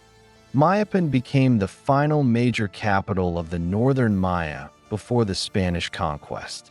Its peak spanned from approximately AD 1200 to 1450. Archaeological studies show that Mayapán was a walled city covering about 4 square kilometers, housing up to 15,000 residents. Unlike the classic city-states ruled by single divine kings, Mayapán operated as part of a confederation known as the League of Mayapán, which included Uxmal, Chichén Itzá, and other allied cities. The League likely functioned as a political alliance formed to regulate trade and maintain stability across the peninsula. Within Mayapán, governance appears to have been more collective, with power shared among noble lineages. The Kakam and Xio families were the most influential, controlling the administrative and economic systems. The architecture of Mayapán included smaller-scale versions of Chichén Itzá's temples, such as its own Temple of Kukulkan, showing deliberate continuity in religious symbolism. The presence of murals and codices indicates that the Maya continued recording astronomical observations, genealogies, and rituals in painted manuscripts, even as large stone inscriptions disappeared. Trade remained central to the post-classic economy. Maritime routes connected Yucatan to Veracruz, Honduras, and even Panama. Goods such as copper bells, cotton textiles, marine shells, and feathers circulated widely.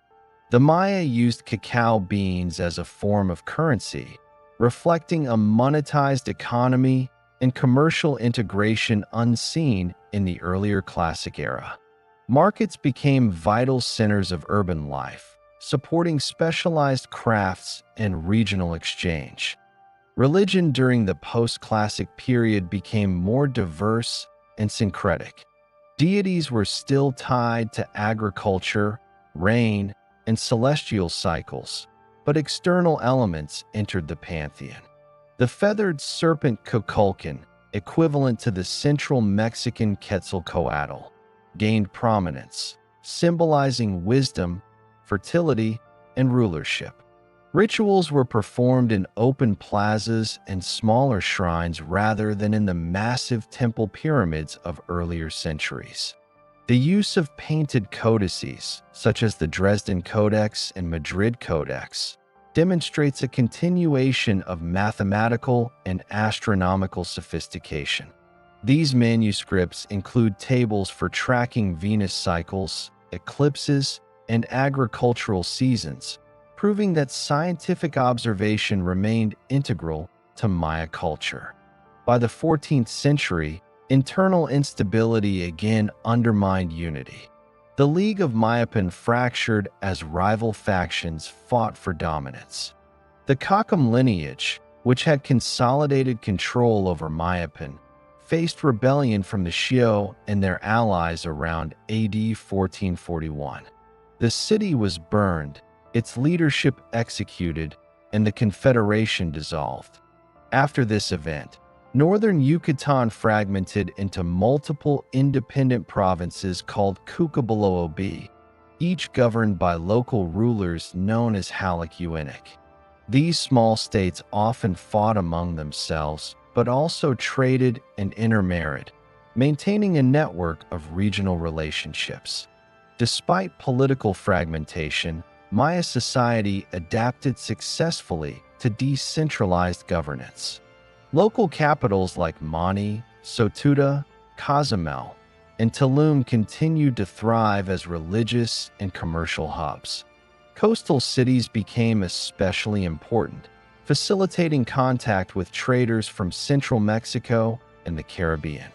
The Maya maintained canoe fleets that navigated hundreds of kilometers of coastline, demonstrating advanced seafaring skills. Technological continuity persisted in agriculture. Farmers cultivated maize, beans, and squash using milpa systems and terraced fields. Irrigation canals and reservoirs allowed for reliable food production even in areas with limited rainfall. The population remained stable in many regions, disproving older theories that the Maya had disappeared after the classic collapse. Instead, the civilization continued in a reorganized form, grounded in local economies and flexible political structures. By the 15th century, the Yucatan was a patchwork of independent Maya polities. Some areas, such as the Itzá kingdom at Tayasal in the Petén Lakes region, preserved older traditions of divine kingship. Others adopted hybrid political forms that combined hereditary leadership with councils of nobles. Communication among regions persisted through shared language, religion, and trade. The post-classic period demonstrates the Maya civilization's capacity for adaptation. Although monumental architecture and hieroglyphic inscriptions declined, intellectual and cultural achievements endured. Astronomy, mathematics, and artistic expression remained active components of society. The Maya calendar continued to be used for both ritual and practical purposes. Their codices, though few survived colonial destruction, represent one of the most advanced pre-Columbian knowledge systems. As the 15th century closed, the Maya world stood on the threshold of contact with Europe. Trade networks extended across Mesoamerica, cities still functioned as religious and commercial centers, and political fragmentation coexisted with cultural resilience.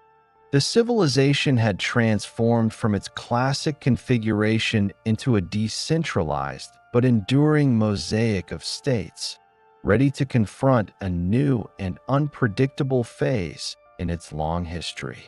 After the fall of Mayapán around AD 1450, the Yucatan Peninsula fragmented into several independent provinces. These polities, known as Cucabaloobi, became the dominant political structure of the late post-classic Maya world. Each province was ruled by a Halak eunuch, supported by councils of nobles and local administrators. Beneath them were subordinate leaders called badabs, who governed individual towns and villages. This decentralized system maintained stability in some regions, but also fostered competition and frequent conflict between neighboring provinces.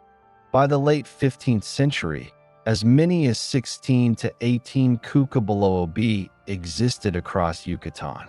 Among the most influential were Mani, controlled by the Xio lineage, Sotuta, associated with the Kakam family, Chetumal along the eastern coast, Cozumel, an island center dedicated to pilgrimage and trade, and Tayasol, Nachpatan, capital of the Itzá in the Petén region of modern Guatemala. Each maintained distinct traditions and political priorities, but all shared the core elements of Maya identity: language, calendar use, agricultural systems, and ritual life. The Itzá, whose capital was at Nachpatan on Lake Petén Itzá, represented one of the last surviving examples of classic-style divine kingship. According to colonial records and Maya oral history, they traced their lineage back to Chichén Itzá, claiming ancient legitimacy. Nachpatan's location, protected by dense forests and surrounded by water, made it difficult for outsiders to penetrate. The city thrived as a regional hub for trade and diplomacy. Archaeological evidence indicates that the Itzá maintained long-distance connections with communities across Belize, northern Guatemala, and the Yucatan lowlands. The eastern coast of Yucatan also flourished during this period. Cities such as Tulum, Coba, and Mayapan's former satellite ports became important maritime centers. The architecture of Tulum reflects a blend of defensive and ceremonial purposes, with its walls overlooking the Caribbean Sea. Murals within the site depict gods related to rain and fertility, confirming the continuity of Maya religion into the late post-classic era. Coastal communities organized large canoes capable of carrying substantial cargo, facilitating trade between Yucatan, Honduras, and the Gulf Coast. Goods like salt, honey, cacao, cotton, and copper were exchanged across regions, linking the Maya world to broader Mesoamerican markets. The economy of the late post-classic Maya remained dynamic. Market systems operated regularly within major towns, attracting merchants from distant provinces.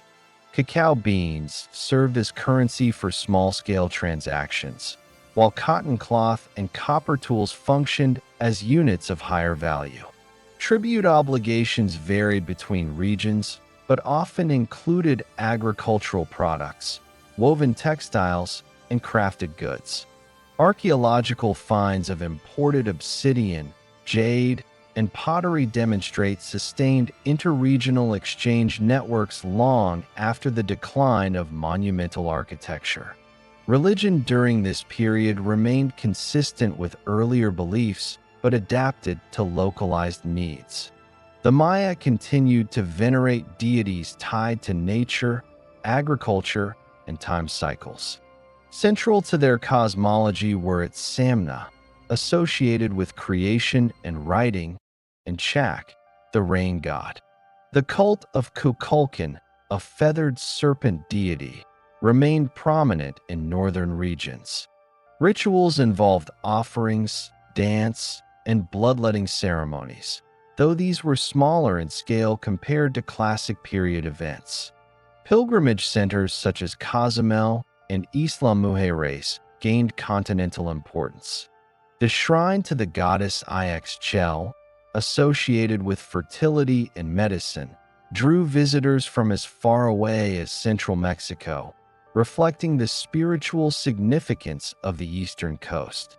By the 15th century, The political landscape of the Maya region was characterized by interprovincial rivalry and periodic warfare.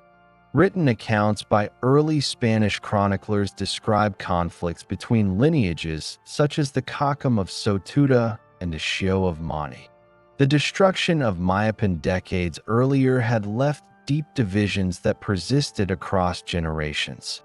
These rivalries prevented large-scale unity, leaving the region vulnerable to external intrusion.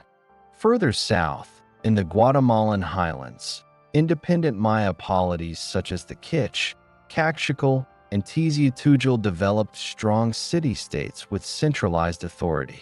Their capitals, Camarcaj, Utatlan, for the Kich, Exempt for the Caxical, and Chilla for the Tiziutujal, were fortified urban centers surrounded by fertile valleys.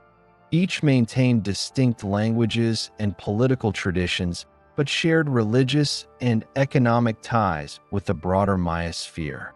Military organization was advanced, with professional warrior classes and alliances structured around kinship and tribute. The Kich kingdom, in particular, held significant power during the 15th century. Its rulers, including Kikub and Ko-Kalaj, expanded control through military campaigns and tribute systems. Written sources such as the Popol Vuh and title of Totonicapán, though composed after the conquest, preserve valuable information about these kingdoms' political ideologies, genealogies, and mythic histories. They show a society still deeply rooted in ancestral worship and cosmic order, even as it engaged in regional conflict and expansion. Agriculture continued to sustain these populations. The milpa system of maize, beans, and squash remained the foundation of subsistence. Highland communities cultivated additional crops such as potatoes and chili peppers, while trade with lowland regions supplied goods unavailable locally. Population density remained stable across much of the Maya world, contradicting earlier assumptions of widespread decline. Culturally, literacy and knowledge persisted. Scribes and priests maintained codices, recording astronomical cycles, rituals, and histories in the complex hieroglyphic script. Few of these documents survived the Spanish conquest, but the surviving codices and stone monuments demonstrate continuity in intellectual traditions. The calendar remained central to both governance and ritual, structuring time through the Hab, Soak-in, and long count systems. As the 15th century advanced, the Maya world stood unaware of the approaching disruption from Europe. Along the coasts, reports began to circulate of strange ships sighted in the distance, but these early encounters had little immediate consequence. The fragmented political environment, internal rivalries, and the lack of centralized power made unified resistance impossible when foreign forces would later arrive. Nevertheless, the late post-classic period represented a functioning, resilient civilization. Urban centers still governed organized populations, trade flowed across land and sea, and intellectual traditions continued through priestly schools and oral transmission. The Maya world of AD 1500 was not a remnant of a vanished past, but an active and adaptive network of societies that had endured for over 3,000 years. It was into this world, diverse, complex, and regionally autonomous, that the first Spanish expeditions would soon arrive. At the beginning of the 16th century, the Maya world remained politically divided but socially and culturally intact. Dozens of independent kingdoms controlled the Yucatan Peninsula, the Guatemalan highlands, and the surrounding lowlands. Their systems of government, religion, and trade functioned much as they had for centuries. Into this environment arrived Spanish expeditions seeking to extend control across the Americas. The first contact between the Maya and Europeans occurred in AD 1502, when explorers under Christopher Columbus' fourth voyage encountered Maya traders near the Bay Islands off the coast of present-day Honduras. These traders carried cotton textiles, cacao, and copper goods, revealing to the Europeans a society far more advanced than many others they had seen in the region. More confrontation began 2 decades later, when the Spanish initiated the systematic conquest of Mesoamerica. In AD 1511, a Spanish shipwreck off the Yucatan coast left survivors, 2 of whom, Geronimo de Aguilar and Gonzalo Guerrero, fell into Maya hands. Guerrero assimilated into local society, marrying a Maya woman in Chetumal and becoming a respected warrior, while Aguilar was later rescued and served as an interpreter for Hernán Cortés during his conquest of central Mexico. Their fates symbolized 2 paths of encounter: assimilation and domination. After the fall of the Aztec Empire in AD 1521, the Spanish turned their attention to the Maya region. Unlike the centralized empires of the highlands, the Maya were dispersed among numerous small polities, each with its own leadership and alliances. This made the conquest a prolonged and fragmented process rather than a single decisive campaign. The first major Spanish effort began in AD 1527, when Francisco de Montejo the Elder received royal authorization to conquer the Yucatan. He launched his initial campaign from the Gulf Coast, establishing a base at Chicxulub. The expedition encountered fierce resistance from the coastal Maya, particularly in the provinces of Cachua and Cupel. Disease, tropical climate, and unfamiliar terrain weakened the Spanish, forcing a temporary retreat.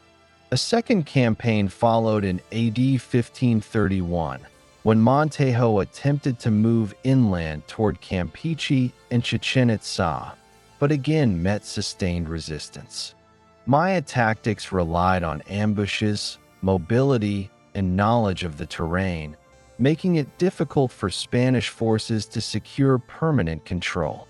The conquest shifted to a slower strategy of attrition, combining military action with alliances among rival Maya factions. By AD 1540, Montejo's son, Francisco de Montejo the Younger, resumed the campaign. He exploited divisions between Maya provinces to secure alliances, especially with the Xio lineage of Mani, who sought revenge against their rivals, the Cocom of Sotuda. With their assistance, the Spanish captured Tijo, which they renamed Mérida, in AD 1542. Mérida became the administrative center of the Spanish colony in Yucatan. Over the next several years, most of the northern and western provinces were brought under Spanish control through a combination of warfare and negotiated surrender. Resistance persisted, particularly in the east and south. The Cupel and Cachua provinces waged guerrilla warfare well into the late 1540s. The Itzá kingdom in Petén, deep in the Guatemalan lowlands, remained unconquered, protected by its isolation and the surrounding jungle. In the Guatemalan highlands, conquest took a separate course. Spanish forces under Pedro de Alvarado, acting on orders from Cortés, invaded in AD 1524, confronting the powerful Quiché kingdom. The capital, Camarcage, was destroyed after the execution of its rulers, marking the beginning of Spanish control in the highlands. Following Alvarado's campaign, the Cacique allied with the Spanish, expecting to benefit from the fall of their rivals. However, when they later resisted tribute demands and labor exploitation, the Spanish turned against them as well. The conquest of the highlands was completed through a combination of military pressure and the spread of European diseases such as smallpox, which decimated indigenous populations. Missionaries followed the soldiers, seeking to convert the Maya to Christianity. The Franciscan and Dominican orders established missions across Yucatan and Guatemala. Churches were built over pre-existing ceremonial platforms, and many codices and idols were destroyed. Despite official prohibition, elements of traditional religion persisted. Maya communities adapted by blending Christian imagery with indigenous beliefs, producing a form of religious syncretism that survives in some areas to this day. The Spanish introduced a colonial administration based on encomiendas, systems that granted settlers the right to collect tribute and labor from local populations. Towns were reorganized into reductions, designed to centralize scattered rural communities for easier taxation and religious instruction. These changes disrupted traditional landholding and agricultural systems. However, the Maya adapted by maintaining communal lands and sustaining older social structures beneath the imposed colonial order. The Itzá kingdom in Petén remained an exception. From the 16th to the 17th century, it persisted as an independent polity. Spanish missionaries, including Francisco de Fuensalida and Bartolomé de Fuensalida, visited Mayapán in 1618 and 1619, attempting peaceful conversion. They were received cautiously but ultimately expelled. The Itzá continued to resist both religious and military incursions, maintaining diplomatic relations with neighboring indigenous groups and limited contact with Spanish settlements along the Yucatan frontier.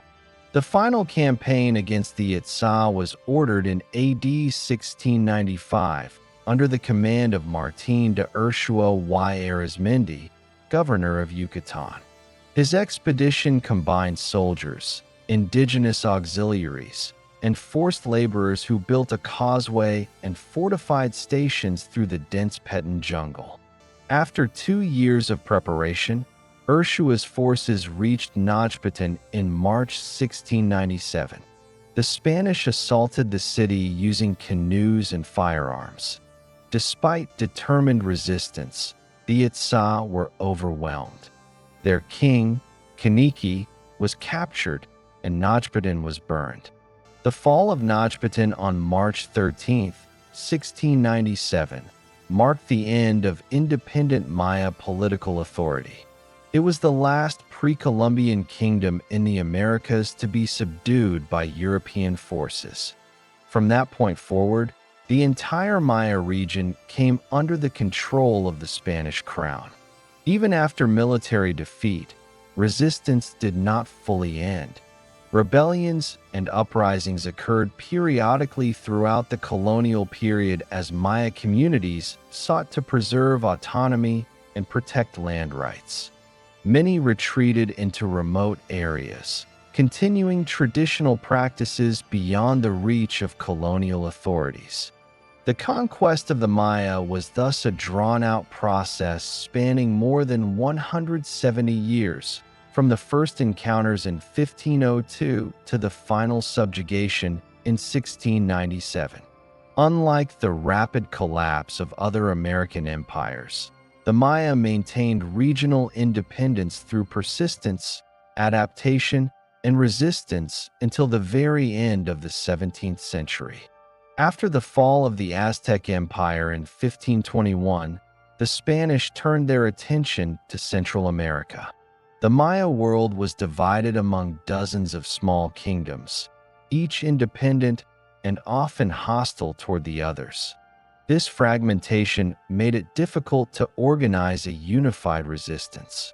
Between 1524 and 1697, the Spanish gradually conquered the entire region, ending more than 3,000 years of Maya political autonomy. In 1524, Spanish forces under Pedro de Alvarado entered the Guatemalan highlands after the conquest of the Aztecs. Alvarado's campaign was marked by extreme violence and destruction. The Kich, one of the strongest highland kingdoms, faced its army near the city of Camargue. After fierce fighting, the Kich leaders were captured and executed. The city was burned. The Caxical initially allied with the Spanish, but soon rebelled against Spanish exploitation and forced labor demands. Their resistance was crushed by 1530.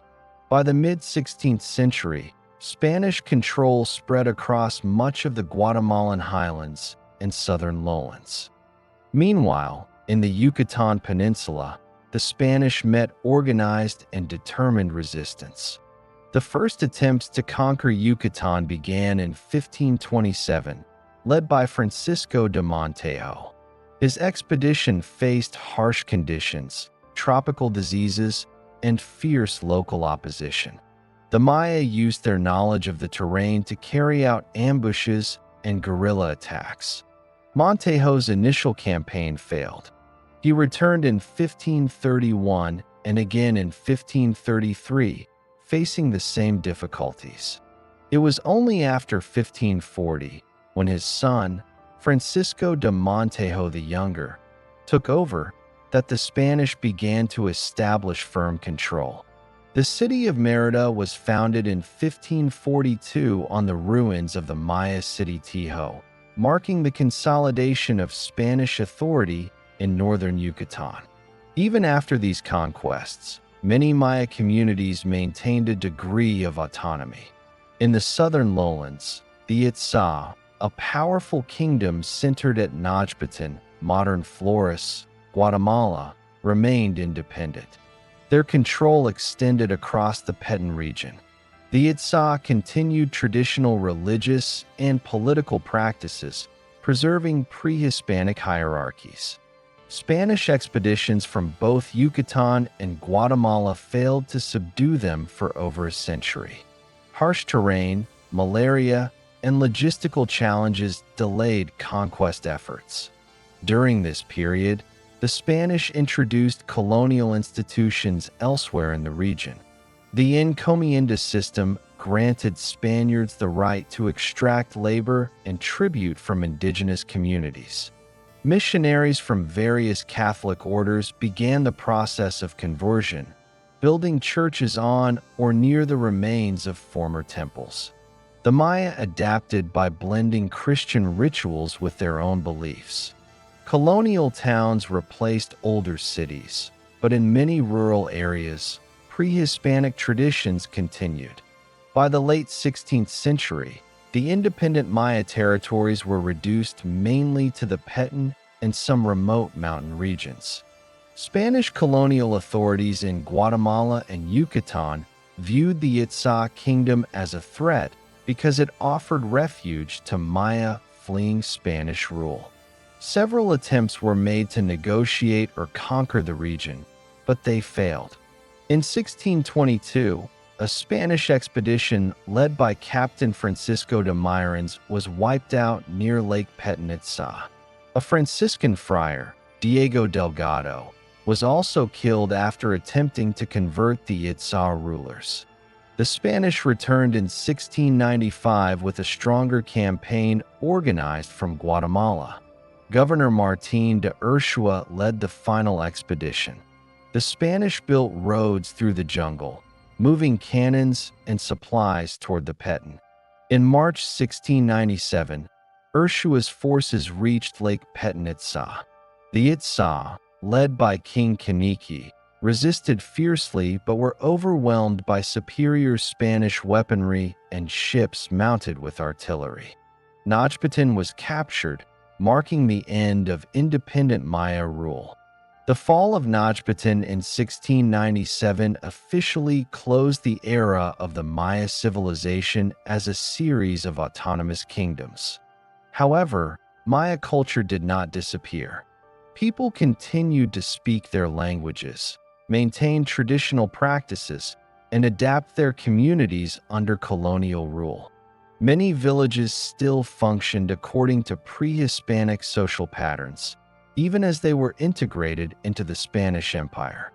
By the beginning of the 18th century, the entire Maya region was under Spanish authority, divided between the Captaincy General of Guatemala and the province of Yucatan, both part of the Viceroyalty of New Spain. The conquest had taken nearly 2 centuries, longer than anywhere else in the Americas, because of geography, political fragmentation, and the resilience of the Maya people. This period, from 1524 to 1697, marks the final stage of the Maya historical timeline. The independent kingdoms, once powerful centers of religion, astronomy, and architecture, became subjects of the Spanish crown. Yet, the legacy of the Maya persisted, visible in their languages, calendar systems, and community traditions that survived colonial pressures and remain in use across Central America today. After the fall of Tenochtitlan in 1697, Spanish control extended across all Maya territories. The region became part of the colonial structure of New Spain, divided between the provinces of Yucatan and Guatemala. While Spanish rule ended the last independent Maya kingdoms, it did not erase Maya identity. Instead, colonial domination reshaped the social, political, and economic systems, forcing the Maya to adapt to new forms of authority while maintaining parts of their traditional culture. The Spanish reorganized Maya society to suit the colonial economy. Towns were established under the reduction system, concentrating dispersed rural populations into fixed settlements to simplify taxation, religious instruction, and labor control. Each community had a church, a plaza, and government offices managed by Spanish-appointed officials and local Maya leaders who served as intermediaries. The traditional Batabab, village chiefs, were replaced or subordinated to colonial authorities, weakening older systems of governance. The economy became centered on tribute and forced labor. Indigenous people were required to pay taxes in maize, cotton, honey, or labor service. Encomenderos and later hacendados exploited Maya workers in agriculture, cattle ranching, and logging, especially in northern Yucatan and the highlands of Guatemala. Resistance was frequent. Communities fled into the forest to avoid tribute or staged revolts when demands grew unbearable. The Catholic Church played a major role in colonial transformation. Franciscans and Dominicans built churches across the region, introducing Christian festivals and doctrine. But the process of conversion was partial. The Maya merged Christian and traditional beliefs, producing a blended religious system that persists today. Saints were often associated with ancient deities, and Catholic rituals were performed alongside local ceremonies marking agricultural cycles or ancestor veneration. This religious duality helped preserve Maya cosmology beneath the surface of colonial Christianity. Education and administration were designed to enforce Spanish control rather than to empower local populations. Schools taught catechism and basic Spanish literacy aimed at producing obedient laborers and converts. Maya scribes, however, used the Latin alphabet to record their histories and rituals, ensuring the survival of pre-Hispanic knowledge. Texts such as the Popol Vuh and Chilam Balam books were written during or shortly after the conquest, preserving oral traditions that might otherwise have been lost. In the political hierarchy, the Maya had little representation. Spanish officials, known as corregidors or alcaldes mayores, ruled over districts with wide powers to collect tribute and enforce order. Many abused these powers, leading to periodic uprisings. The most notable revolts occurred in the 17th and 18th centuries, including resistance by the Toja-Label and Keki peoples in the highlands, who fought against labor drafts and confiscation of land. Despite subjugation, the Maya maintained strong community networks. Land tenure often remained communal, organized around extended families and local councils. Agricultural practices such as milpa farming, based on rotating fields of maize, beans, and squash, continued largely unchanged. The traditional calendar and rituals linked to planting and harvest cycles also survived, often hidden from colonial authorities. Trade persisted, though on a smaller scale than before the conquest. Maya merchants exchanged salt, honey, cacao, and textiles between the Yucatan, Petén, and highland regions. Spanish traders dominated long-distance routes, exporting dyes like logwood and cochineal to Europe.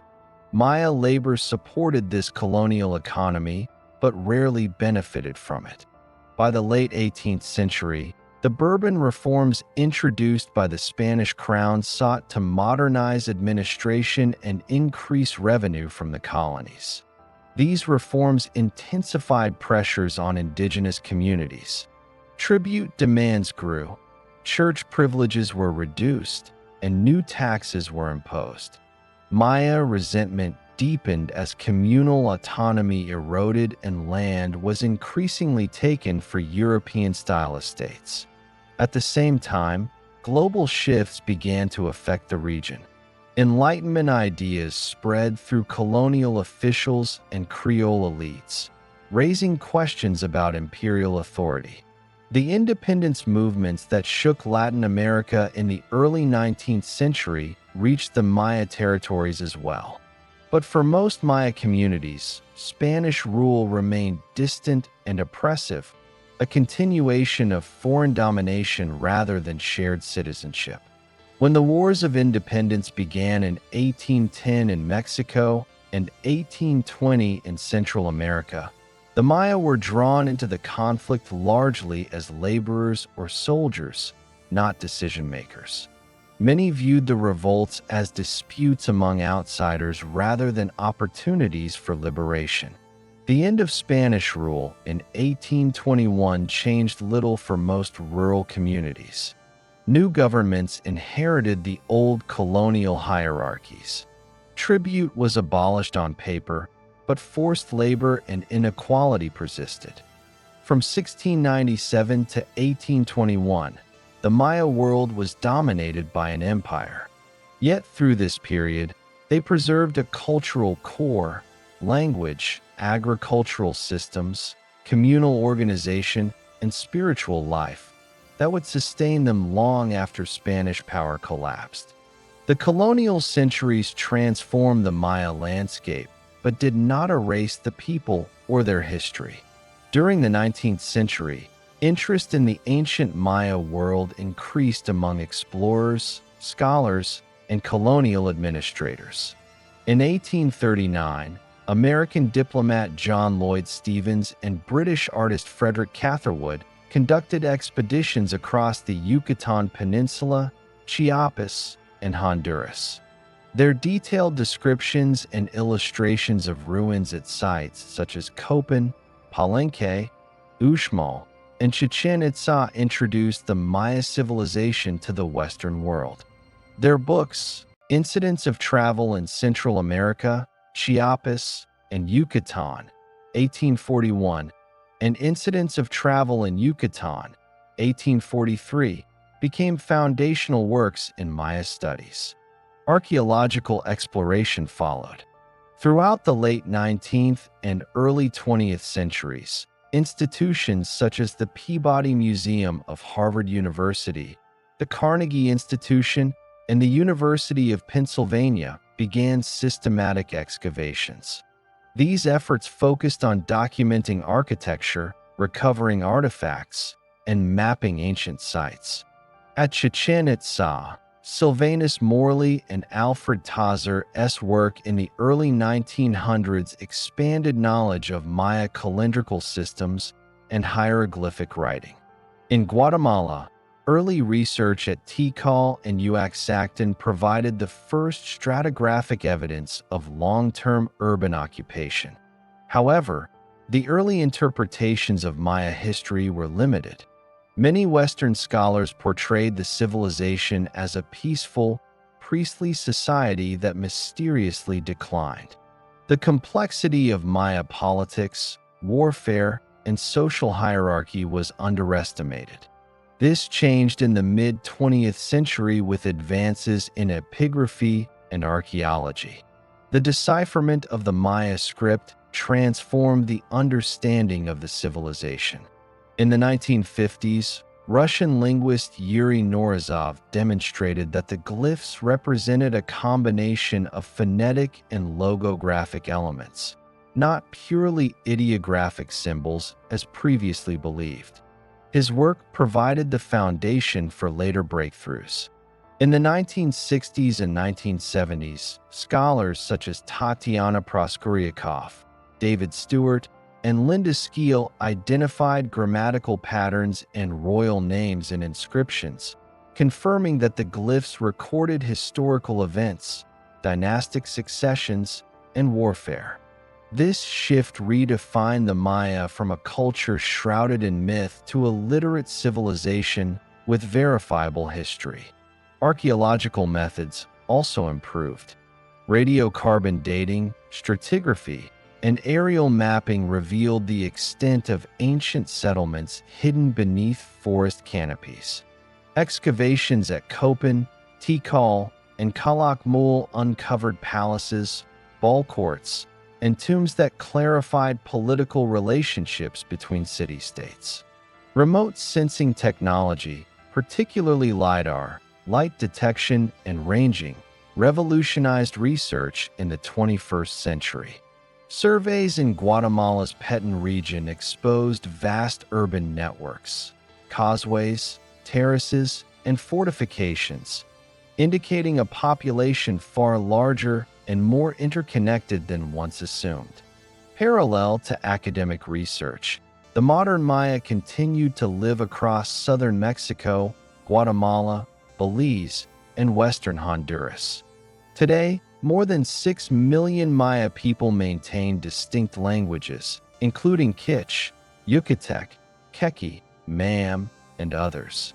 Agricultural practices such as milpa cultivation, weaving techniques, and local governance structures show continuity with pre-Columbian traditions.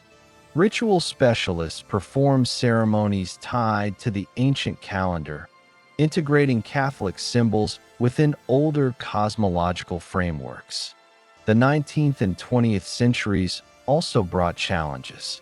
Land dispossession, political exclusion, and cultural discrimination persisted under post-colonial governments.